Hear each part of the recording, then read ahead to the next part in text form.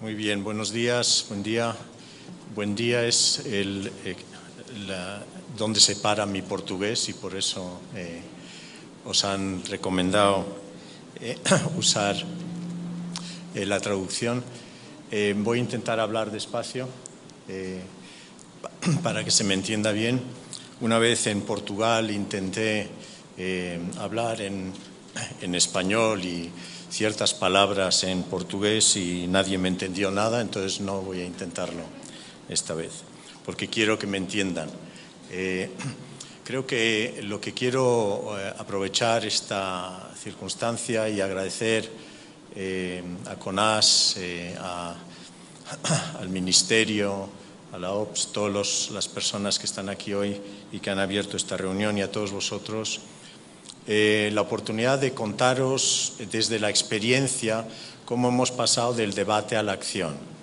El debate ha sido fundamental y el debate continúa en España, en todos los países de los que voy a mencionar.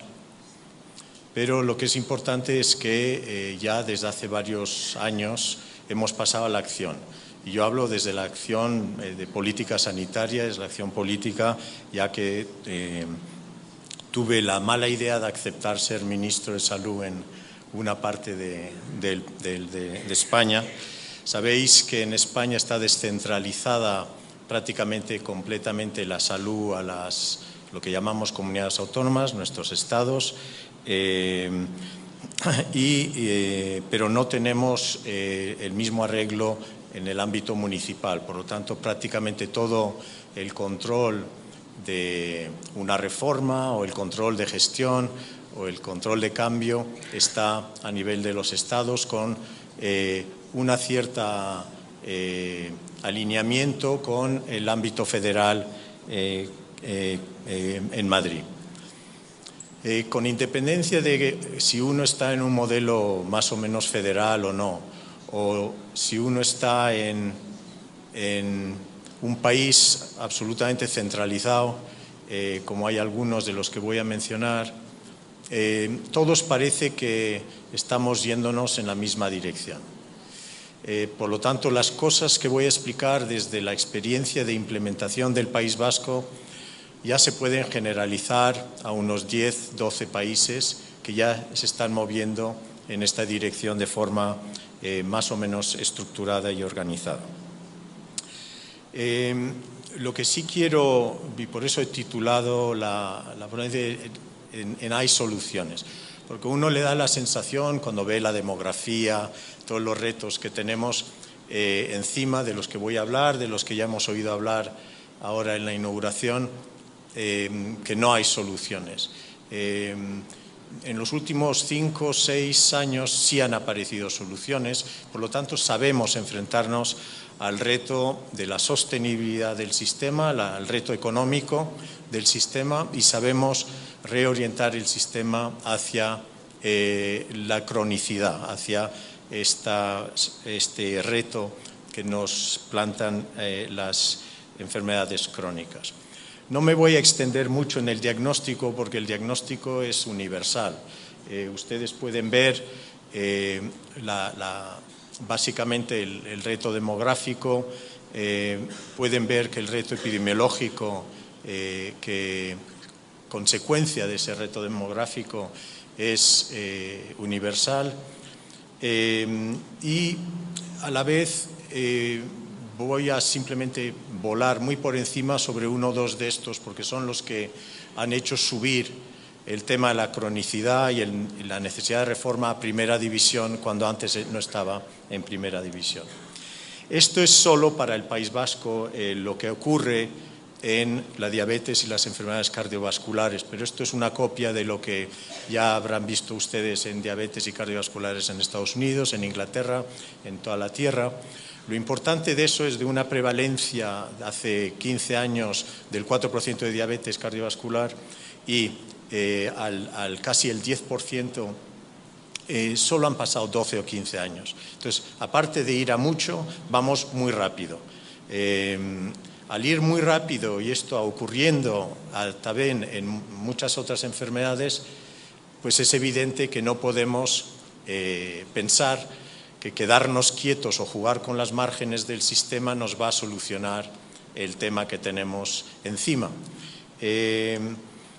Además, y quizá algo menos aquí, aunque puede que ocurra lo mismo, no solo en España, pero en todo el sur de Europa y en parte de Europa, pues ha habido una crisis muy profunda, y eso ha sido una enorme oportunidad para buscar cómo podemos hacer más con lo mismo o más con un poquito más de los que nos daban. El ministro de Hacienda correspondiente pues ya no te va a dar más como antes, ya no va a seguir aumentando como se ve en la curva ascendente verde en esta gráfica, que es un poco el desarrollo histórico de la sanidad en Europa, en Estados Unidos, en Australia, en Nueva Zelanda, donde se crecía siempre un 7 o un 8% todos los años. Eso se ha parado y ahora tenemos que poder vivir en un ligero aumento, pero probablemente en una situación económica, digamos, de raya plana. Eso obviamente, si uno quiere seguir teniendo un sector público fuerte en complementariedad con uno privado, pues uno tiene que hacer cosas muy diferentes a las que hemos hecho en los últimos 40 años. Donde la ecuación era tengo más necesidades, por lo tanto necesito más personal, más tecnología y más medicamentos. Ahora la ecuación ha cambiado, es tengo más necesidades, pero hay que reordenar los recursos humanos que tenemos, hay que ver qué hacemos con los medicamentos y obviamente hay que analizar si estamos usando las tecnologías como debemos. La cronicidad yo creo que ha ido subiendo a primera división por una situación muy simple en términos económicos, que cuando uno lo analiza, el 14% del gasto lo produce, el 14% de la población con enfermedades más o menos complejas producen casi el 50% del gasto. Esa simple cifra desequilibra todo el proceso de gestión que tenemos entre manos. Y es evidente que hay que hacer algo especial con esas personas que suponen el 14 o el 15% de la población, a las que no estamos gestionando en general o no estábamos gestionando de una forma especial. Y por lo tanto, lo que es el ejercicio de reforma, una de las grandes líneas de trabajo es cómo trabajar con estas personas de una forma nueva, para, en parte, controlar ese gasto y además seguir ofreciendo un servicio de alta calidad. Además, el contexto en el que nos encontramos la medicina hoy es de muy alta complejidad. No voy a repasar todo lo que está pasando, pero hoy en día en Brasil, en España, en Bilbao, en mi ciudad, da igual, en todos los sitios nos tenemos que mover de una forma que no hace ningún otro sector.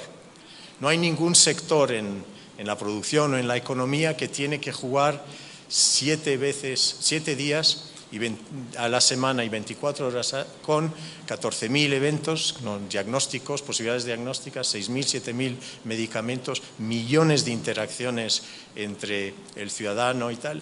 Ni siquiera el sector financiero mueve ese tipo de información ni tiene este reto de continuidad. Y por lo tanto, el sector tiene que ser el sector pues, más complejo de gestionar, y para eso es importante empezar a hacer las cosas de una forma diferente. Fíjense que hace 20 años la media de médicos que veía un paciente complejo eran 2, ahora ya son 20 la media. Esto es un dato europeo, pero seguro que pasa lo mismo en Brasil. Por lo tanto, el nivel de complejidad ha cambiado. Bien. Fíjense también en un tema de gestión muy concreto, que es que estos enfermos, ese 14% que utiliza el 50% del presupuesto, son los que están continuamente reingresando en el sistema. ¿Por qué? Porque no estamos actuando bien sobre ellos. Al seguir aplicándoles el modelo de agudos, en el que pasivamente esperamos que alguien se complique algo y luego ven al hospital o a atención primaria a repararte, ese modelo no nos sirve para la cronicidad. Y eso es lo que probablemente hay que ir cambiando. Ustedes verán en las decisiones de gestión donde están ocurriendo cosas muy, muy importantes. Por ejemplo, en los hospitales americanos y algunos europeos ya no se paga a un hospital si un paciente ha reingresado en los 30 días después de haberse dado de alta. Porque quiere decir que quizá no hayas hecho bien las cosas cuando has estado en el hospital y seguro que no las has hecho bien en los 30 días después en seguimiento. Y por lo tanto ya no te pago más. Entonces pueden ver como que el pagador, del que hablaré un poquito más luego, está empezando a cambiar y a tomar este asunto muy, muy en serio y ha pasado a la acción. Ha pasado a la acción el pagador también. Bien, en esa complejidad, en esos retos, en esa epidemiología, en esa cronicidad, en esa gestión de un 14% de la población gastando el 50% del presupuesto, y obviamente no es su culpa que lo están gastando, han estado pagando impuestos o están pagando un seguro, pues hay que hacer algo muy diferente. Y lo estamos intentando hacer con el mismo chasis que el 1970 o 1960. Es decir, nos inventamos un modelo que era atención primaria, hospitales, servicios sociales. Unos lo tienen más municipalizado, el otro no importa. Lo que importa es que estamos todos todavía intentando hacer con el modelo organizativo y de gestión clásica pensado para las enfermedades agudas una cosa con la que no puede. No puede el sistema con esa cronicidad y no puede con ese tipo de pacientes el modelo que tenemos. Por lo tanto, había que empezar a cambiar. Y yo voy a usar, como he dicho, el ejemplo del País Vasco, pero porque me tocó a mí en 2009 empezar ese cambio, pero está ocurriendo, como decía, en 10 o 12 países. Entonces, ¿qué hacer en ese contexto? Bueno, primero hay soluciones, porque si no da la sensación de que estamos ante unos retos con los que no sabemos trabajar. Segundo, a este sector, a la gente que se ocupa, a la gente que acepta los puestos de responsabilidad en un ministerio, en un estado, en un municipio, debe saber que hay una respuesta para todo eso. No es fácil la respuesta, porque tiene que ser multidimensional, igual que los retos son multidimensionales. No sé en vuestro caso en Brasil, pero en España nos gusta mucho, ante retos multidimensionales, buscar una varita mágica. Y luego esa varita mágica la gente se extraña que no ha funcionado. Una intervención, un poquito más de promoción de la salud o algo de sistemas de información o vamos a hacer alguna cosa nueva con los pacientes. No, hay que mover muchas poleas. Es muy complejo, pero cuando uno las mueve, los resultados ya verán ustedes cuáles son. Hay que crear un relato nuevo. En el sector hay un relato de agudos. En el sector hay un relato que básicamente dice, desde hace 250 años, ven al hospital. Ahora el relato es, vamos a organizar las cosas para que no llegues al hospital. Es decir, es diferente. Entonces, hacer ese cambio es diferente para la población, para el sector, para los médicos, enfermería, etc. Y luego hablaré un poquito del tipo de liderazgo que hace falta para pasar a la acción, que es muy importante también. Pero hay una batería de herramientas de las que voy a sobrevolar, pero ustedes verán que esas herramientas están ahí. Nosotros en nuestro grupo llamamos eso gestión de precisión. Es posible introducir esas herramientas en nuestros países y aquellos países que las han introducido ya están caminando hacia un modelo que da resultados mejores. Esto es el cambio, simplemente se llamaba así en el País Vasco, y esto está en la net.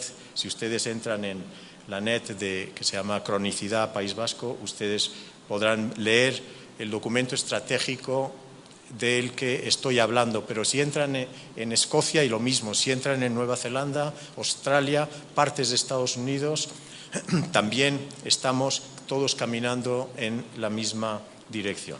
Bien, ¿qué es lo que quiere decir eso para alguien que es ministro, para alguien que es gestor del sistema, quiere decir empezar a gestionar dos agendas muy complejas. Una agenda que llamamos nosotros resistir, en el que, por ejemplo,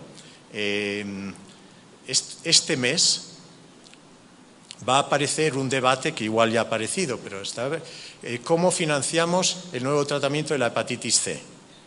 Como ustedes saben, ha aparecido un nuevo medicamento que pasa una enfermedad crónica y cura, por primera vez cura una enfermedad crónica en un 90%. Bien, ninguno vamos a poder pagar ese, tal como está organizado. ¿De dónde va a salir el dinero? Porque cada paciente va a costar $86.000. Es decir, cada día 1.000. Esto nos asustaba con el SIDA y ahora aparecen varias intervenciones. Pero la diferencia de este medicamento, y lo uso como ejemplo, es que es curativo. Entonces lo va a querer la gente. Y va a haber una enorme presión. Bien. Eso estaría en la agenda resistir, en la izquierda. Es ¿cómo voy a hacer yo para gestionar esa situación en términos políticos, en términos de presión social y tal? ¿Y de dónde saco yo el dinero para financiar eso en un momento de crecimiento cero del presupuesto?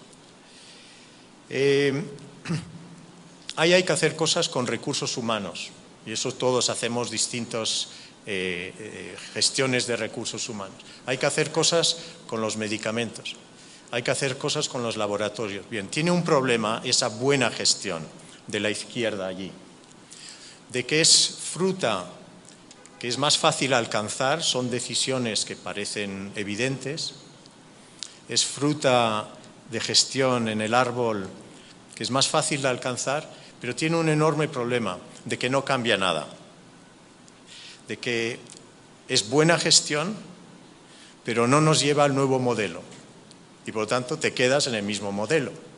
Bien gestionado, pero te quedas en el mismo modelo.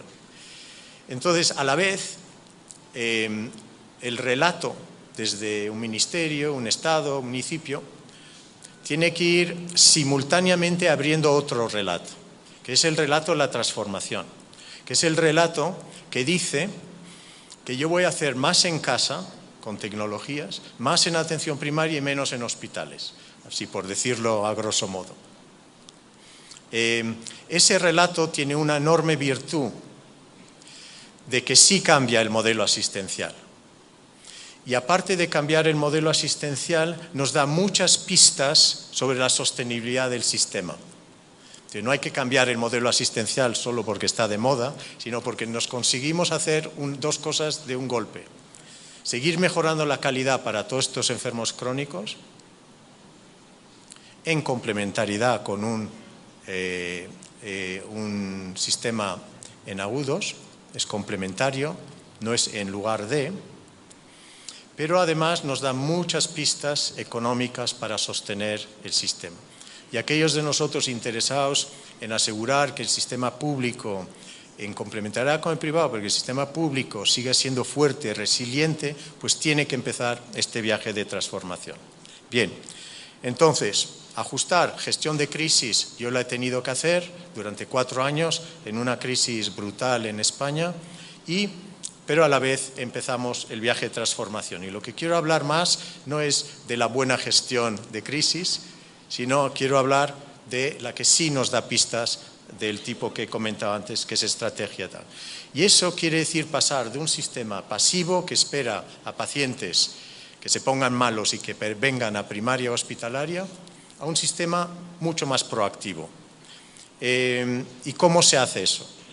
Bien, pues primero, esto lo habrán visto muchas veces, pero esto es el espectro de posibles intervenciones que uno tiene sobre una población. Entonces uno puede intervenir en prevención primaria, en gestión temprana de una enfermedad, en la gestión aguda de una enfermedad o en la rehabilitación. Bien, también más río arriba en los determinantes de la salud. Pero ¿dónde está ocurriendo el gran cambio?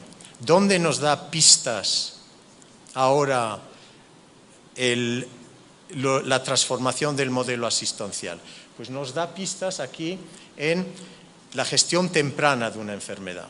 Sí hay que hacer, obviamente, muchas cosas en la prevención, promoción, luego hablamos de ello, pero donde está habiendo un gran cambio es cómo podemos hacer medicina proactiva en un modelo que hacía medicina pasiva. Entonces, se está moviendo en esa gestión temprana y en grandes cambios antes de llegar el momento agudo. Y enormes cambios cuando ya se marcha una persona del hospital. Si conseguimos hacer las cosas bien, no conozco los datos de Brasil, pero los datos europeos en general es que el 25% de las personas que hoy están en un hospital europeo no deberían de haber llegado. Y el 25% de personas que hoy están en el hospital también, no sabemos a dónde mandarlos, porque no tenemos una buena salida. Entonces siguen ocupando una cama muy cara. Entonces, ¿en qué consiste todo el cambio? Pues asegurar que la gente que no debe llegar al hospital no llegue haciendo cosas antes y asegurar que tenemos una buena vía de salida para ellos. Y ahí nos dan muchas pistas, entonces, la gestión. Bien, ¿qué es lo que se hizo primero en el País Vasco y en otros? Pues crear el relato diferente que he comentado. El relato no es bla bla de consultoría, que a mí me dicen a veces hay una visión, misión y todas estas cosas que hemos hecho muchos en el sector. El relato es muy interesante, pero el relato cuando es sobre los pacientes o sobre la calidad o sobre los crónicos, pacientes, ese relato está hablando al sector salud, está hablando a los clínicos, enfermería y compañía. Si uno dice que el relato es la contención del gasto, uno enajena todo el sector. Hay muchos países que dicen, cada vez que se levanta alguien, dicen, hay que contener el gasto. Sí, pero con eso no se excita demasiado a la gente en el sector.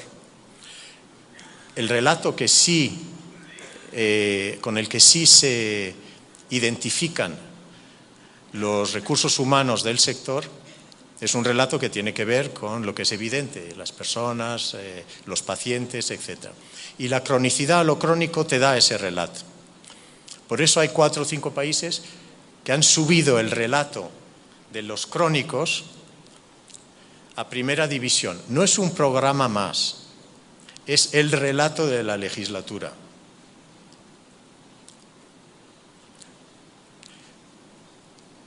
Además, el relato lo que te permite es dar estructura al sector.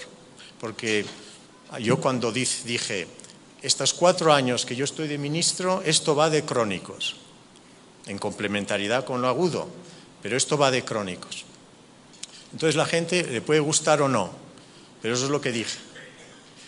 Y toda la legislatura, todo el tiempo, crónicos. Entonces, la gente se consigue o no subir a ese relato, pero por lo menos habla de lo que nos concierne en el sector salud, de hacer mejor las cosas para las personas que nos necesitan. La otra cosa que hemos aprendido es que cuanto más grave la crisis, más te hace falta el relato. Sin relato, o con un relato de contención del gasto, no tienes un marco de trabajo a donde conducir el sector. Bien, cuando digo que hay soluciones es que han aparecido en los últimos 10 años unos marcos, están además recogidos muy bien en todo el trabajo de Eugenio Vilasa, etc. Ya veis mi pronunciación, seguro que le he dicho mal.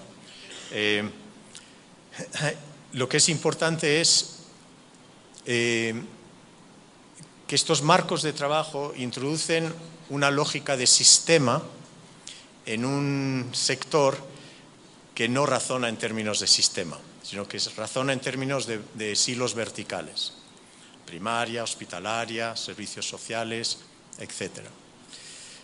Programas verticales. Lo que se quiere aquí es romper y empezar a horizontalizar el modelo de atención. Alejarnos de esta idea de que la primaria versus la hospital versus primaria. No, tienen que trabajar juntos. Estos marcos de trabajo, solo voy a hablar de uno, pero están ahí bien explicados, y son los marcos que uno encuentra ahora en toda la legislación de los países que he comentado antes, o en los marcos estratégicos de los que he hablado antes. Uno abre el documento escocés y encuentra el modelo de cronicidad de Wagner. Uno abre el documento Nueva Zelanda-Australia y uno encuentra la pirámide de estratificación de riesgo de Kaiser permanente. Y más, todos estamos ya trabajando con la de más abajo, la triple meta. No tengo tiempo de entrar en detalle, quizá en las preguntas luego, pero lo que es importante es que estos marcos, en términos de política sanitaria, nos están sirviendo a todos. Solo desarrollo uno, esto es para el País Vasco. También, fíjense que en solo 2 años ya teníamos estratificado la población en el País Vasco. Lo mismo en otros estados en España, lo mismo en la mayor parte de Europa y muchas partes de Estados Unidos y Nueva Zelanda. La pirámide de riesgo, para aquellos que ustedes que no la conozcan, es muy simple. Es algo que hacen nuestro seguro de coche, nuestros bancos, según el riesgo que suponemos para ellos, nos clasifican. Nosotros en el sector salud, como planificadores, no tenemos estratificada la población. Y entonces uno se pregunta, si no la tenemos estratificado, andamos apuntando todo a todo el mundo. Y ahí se nos va mucho dinero. Una vez estratificada la población, cosa que se puede hacer mucho más rápido de lo que se piensa, y os doy el ejemplo simplemente para el País Vasco, podéis ver que de los 2.200.000 vascos, hay 43.000 que están muy enfermos, que toman muchos medicamentos, que vienen una vez tras otra al modelo de agudos pasivo que tenemos.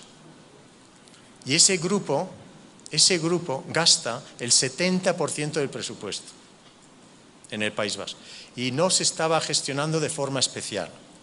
Una vez que uno les ha estratificado, sabemos quiénes son, dónde viven, qué hacen, cuántos medicamentos, apunto mis intervenciones hacia ellos.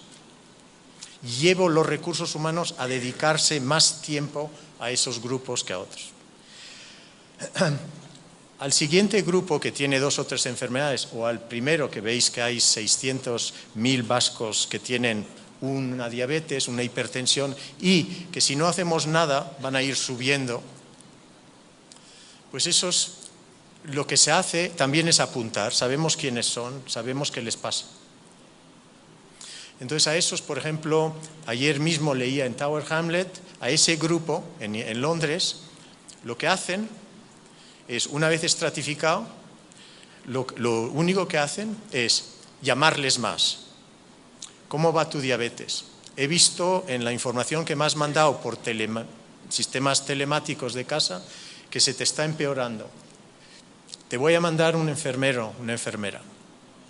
Es medicina proactiva, estoy siempre interviniendo antes de que me aparezca en urgencias. Hay que acordarse que urgencias es el momento más caro del sistema. Uno no quiere ver gente en urgencias.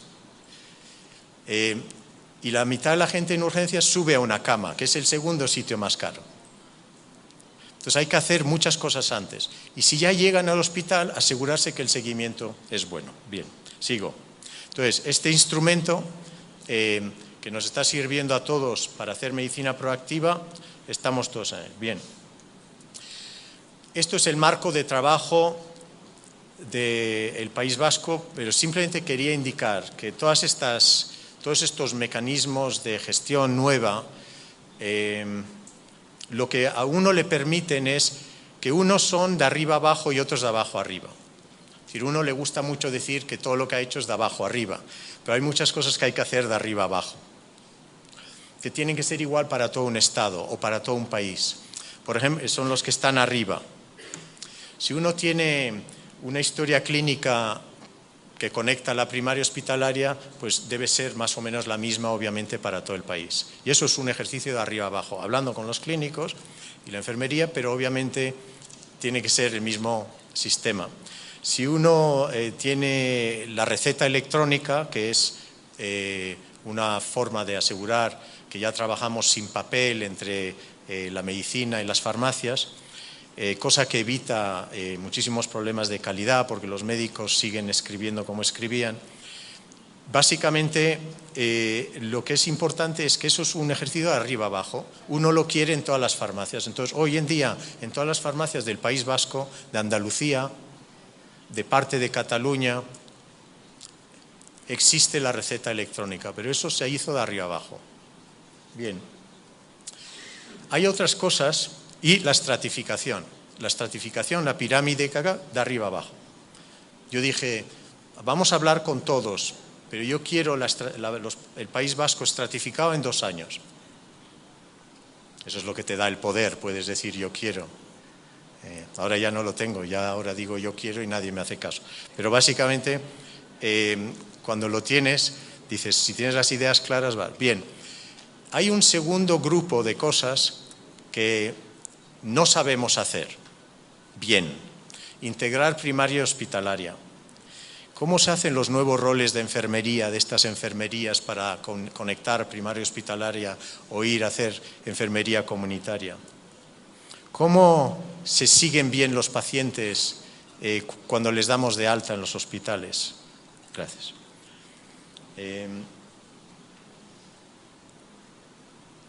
¿Cómo hacemos mejor la prevención a nivel local? Entonces eso es lo que se llama, si uno quiere, planificación emergente, y es muy, muy poderosa esa planificación emergente. Hay que saber qué hago de arriba abajo y qué dejo para abajo. Por una razón muy simple, porque cuando uno deja a los de abajo tomar decisiones, los de abajo quiere decir directivos locales, clínicos locales, enfermería local y tal, las soluciones son mejores que los que tenemos los de arriba. Esto a los de arriba nos molesta muchísimo, no ser los que tenemos la solución. Sin embargo, es muy, muy interesante que cuando uno deja que el sistema emerjan soluciones innovadoras desde la red, son muy, muy interesantes. Son diferentes en un sitio y otro, pero son muy, muy interesantes. Y eso es lo que llamamos planificación emergente. Bien, sigo.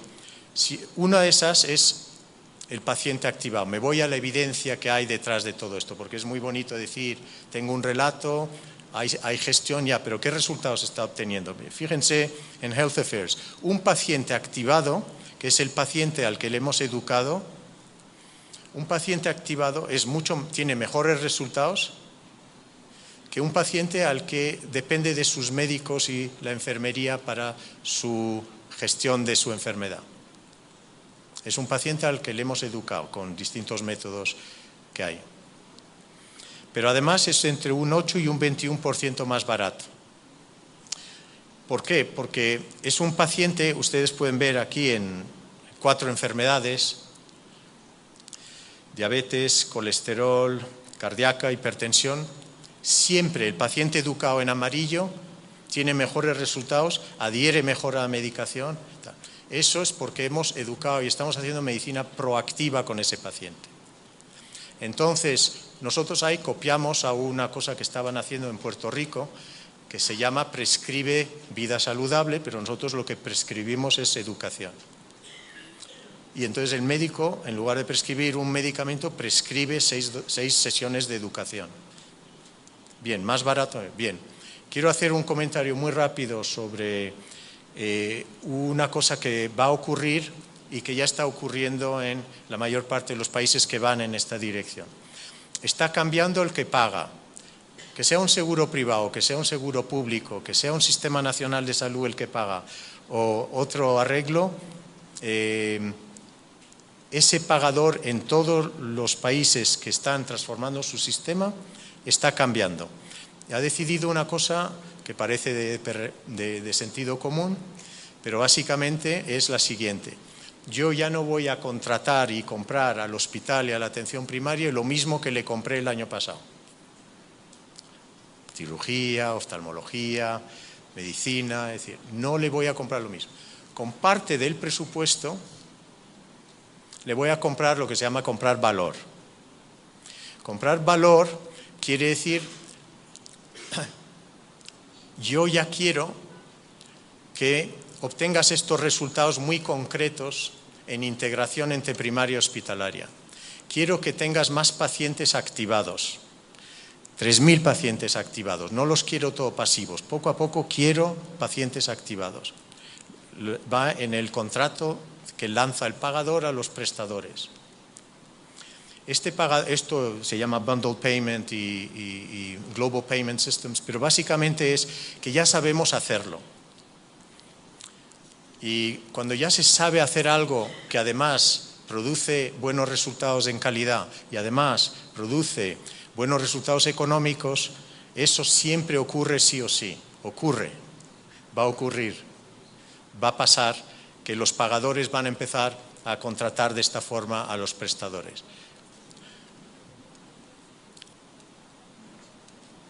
Estos son los resultados que la organización que ustedes conocerán, que ya ha hecho esto desde hace muchos años, Kaiser Permanente. Pueden ver cómo baja una vez que uno está integrando, una vez que uno está pagando por valor y no solo experiencia, una vez que uno está diciendo a la atención primaria hospitalaria, trabajar juntos, una vez que uno tiene pacientes activos, activados, gestionando bien su enfermedad, una vez que uno tiene sistemas electrónicos, historia electrónica combinada. Una vez que uno tiene estos son los resultados. Y además con ahorros. Esto es en cardiovascular, etc. Pero uno puede ver cómo va mejorando en un tiempo relativamente corto unos resultados de salud. Estos son los resultados en el País Vasco, solo de uno en enfermedad cardíaca crónica. Pero ustedes pueden ver que el porcentaje de personas cuando intervengo antes de que se les complique su enfermedad cardíaca, que son enfermos crónicos, si yo estoy muy sobre ellos recibiendo su información, interviniendo antes de que se les complique todo, es evidente que voy a impedir muchísimos ingresos hospitalarios. Ahí tienen el ejemplo y hay cada vez más ejemplos en todos estos países de menor ingreso. Recuerden que lo que uno no quiere es que la persona aparezca en urgencias. Bien, por fin simplemente quiero ir acabando diciendo, esto sería muy bueno hacerlo casi sobre el sector, pero hay que hacerlo con el sector, por las razones que decía antes.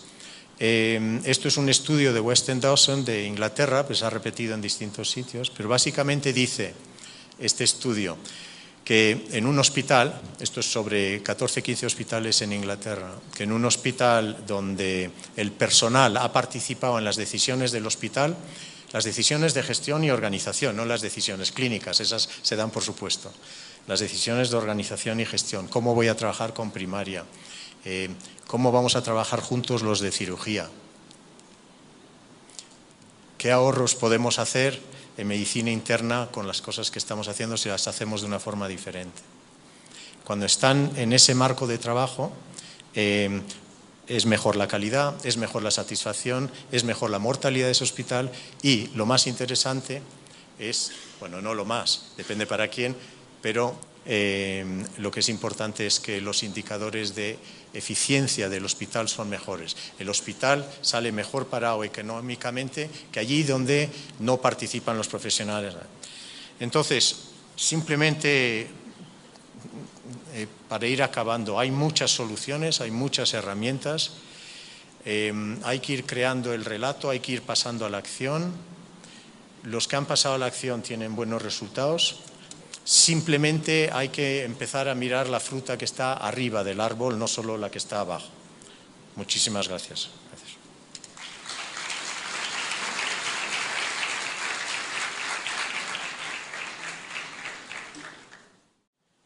Eu gostaria de convidar novamente Vingor para cá para a gente abrir para algumas perguntas que alguém, porventura, queira fazer ao nosso conferencista. Os ha sorprendido, entonces no hay preguntas. ¿Alguien? Ahí. Se eu pudesse nos esclarecer qual foi a base de dados utilizada e a própria metodologia para classificar a população pelo risco do adoecer, ou de adoecer, seria muito útil para ilustrar a sua apresentação. Muy bien, muchas gracias. La estratificación se basa en la información ya existente en atención primaria y en hospitales, que allí se llama CMBD, pero no importa, en distintos países. Pero básicamente uno tiene toda la información que andan diciendo los DRGs en los hospitales y en atención primaria también. Entonces uno, reagrupando esa información, tiene un modelo de estratificación. La idea es identificar aquella información que te permite hacer una predicción del comportamiento de lo que va a hacer ese 14% de la población. La forma metodológica se llama PAR 1 y PAR 2, PARR 1 y PAR 2. Hay 2 o 3 modelos. Lo que uno está haciendo es, con el 14% de la población que consume el 60-70% el 50% del presupuesto, es intentar identificarlos y ver cuál va a ser su comportamiento este año en función del comportamiento antes. Entonces, estos modelos predictivos te permiten en un 80% de posibilidad de saber que estas personas van a volver al sistema. Entonces te permite, bueno, ¿qué es lo que tengo que hacer para que no vengan al sistema? Y entonces mando enfermería, tengo sistemas telemáticos. Entonces el método, si a usted le interesa, PAR 1 y PAR 2. Y han aparecido más, pero esos son los dos de origen en el King's Fund en Inglaterra.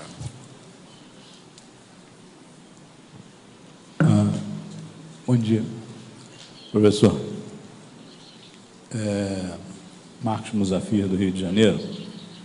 Um exemplo de um estado com 16 milhões de habitantes, qual seria o primeiro passo para uma mudança e como aplicar esse passo no quadro que o senhor já relatou, com vários exemplos, mas gostaria de uma informação precisa. O passo certo é este.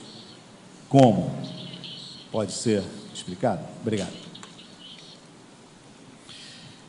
Sí, yo lo que creo que está pasando es que en sanidad siempre hay información insuficiente.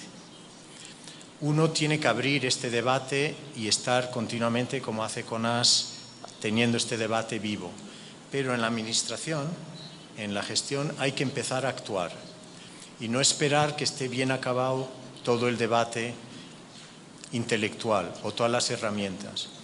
Entonces, si uno empieza a colocar 2 o 3 de estas herramientas, la estratificación, la pirámide de riesgo, abre la escuela de pacientes. En el País Vasco hemos abierto una escuela de pacientes para formar pacientes.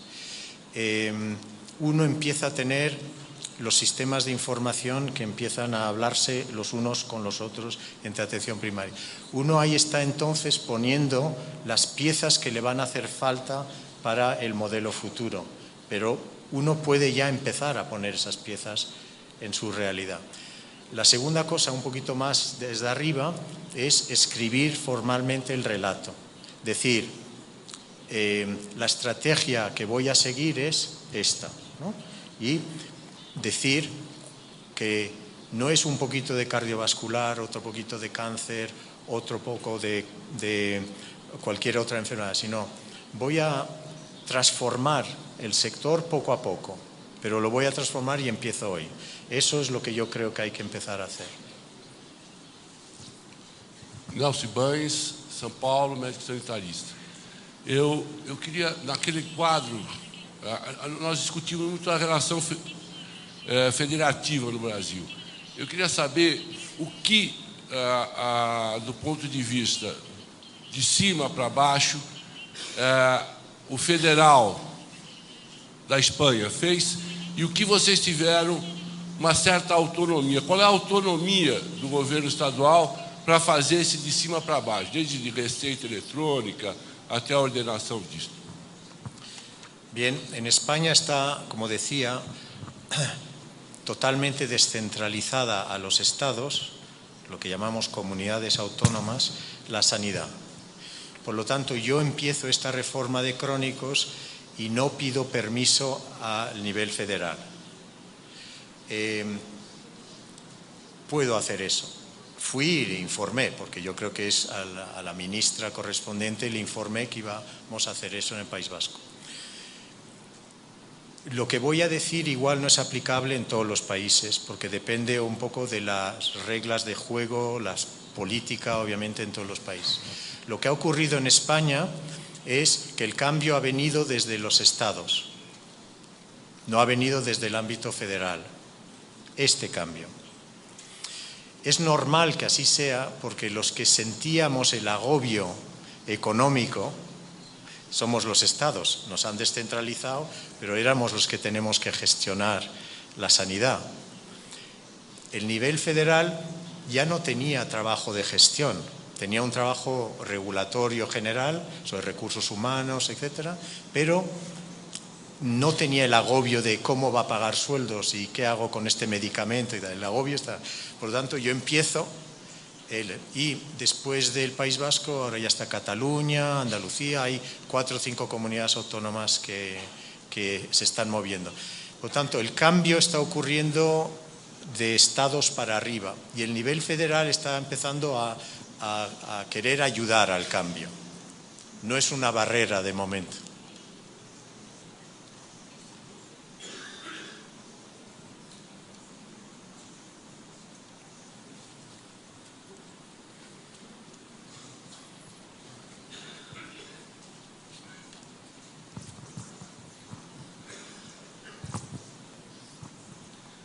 Alberto, Laboratório de Inovação Saúde Suplementar.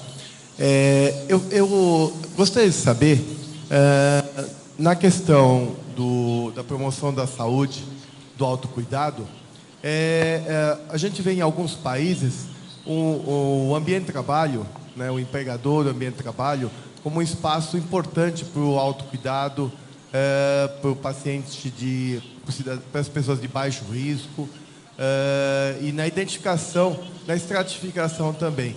Como é que o senhor vê a inclusão do ambiente de trabalho como um espaço dentro da atenção à saúde, particularmente no autocuidado?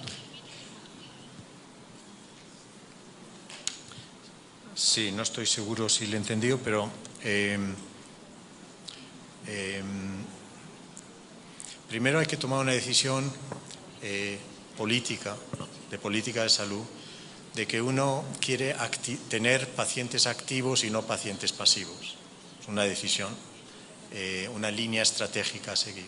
Por lo tanto, uno tiene que invertir y creer, porque ya la evidencia así lo indica, que los pacientes educados de todo estrato social se pueden educar a través de la atención primaria. En atención primaria reciben una formación de 6 o 7 sesiones. Nosotros utilizamos el método de Stanford, para aquellos que le interese, Self-Management en Stanford, que es un método estructurado de formación de un paciente que ya tiene una enfermedad. No es promoción de la salud río arriba de la población sana, sino la gente que ya tiene una enfermedad. Esa gente, cuando recibe esa formación en atención primaria, apoyado por lo que llamamos la escuela de pacientes, que produce materiales, etcétera, están empezando a tener mejores resultados que cuando era un paciente pasivo. Un paciente pasivo es aquel que le dices, ven a verme dentro de 3 o 4 meses y vemos cómo vas. Y tú ya no sabes lo que ocurre cuando no están contigo. Lo que ahora quieres es que estén actuando cuando no están contigo y en el sector. Y entonces la lógica de esto, pues ya por ejemplo es sobre 100.000 pacientes en Inglaterra. Por lo tanto, está empezando a adquirir un volumen muy grande. Bom dia. Vera Mendes, professora da Universidade Federal da Bahia. Eu gostaria, por gentileza, que o senhor falasse um pouco sobre essas escolas de pacientes. La propia formación con el método de Stanford o otros métodos se hace en atención primaria por enfermería especializada. Esa enfermería ha ido a prepararse con ese método, 40, 50, a lo que nosotros llamamos escuela de pacientes. Aprenden con los pacientes cómo formar a pacientes. Y entonces la escuela de enfermería es una infraestructura que prepara material y que ayuda a formar a las personas, en este caso enfermería, que van a hacer la formación en los centros de salud distribuidos en el país. La otra cosa que hace la escuela de pacientes es hacer que los pacientes formen a pacientes. Por ejemplo, los miércoles reunimos en atención primaria, en una comunidad, todos los diabéticos y se hablan entre ellos. Se forman entre ellos. ¿Y tú cómo haces? ¿Y has cambiado? ¿Y cómo estás comiendo? ¿Y cómo estás tomando la insulina? Y es muy, muy interesante ese mundo, esa conversación. Ya se van alejando del sector. Saben que pueden controlar su enfermedad.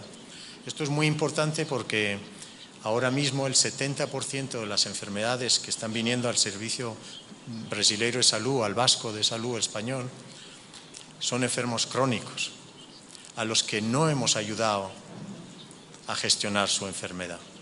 Entonces, la escuela de pacientes, ya hay 4 en España, básicamente lo que hace es preparar material y ayudar técnicamente a la enfermería a hacer este trabajo en los centros de salud. ¿Qué enfermería? No nueva enfermería, sino enfermería reasignada. Nuestra enfermería en atención primaria estaba haciendo en muchos sitios un trabajo poco productivo.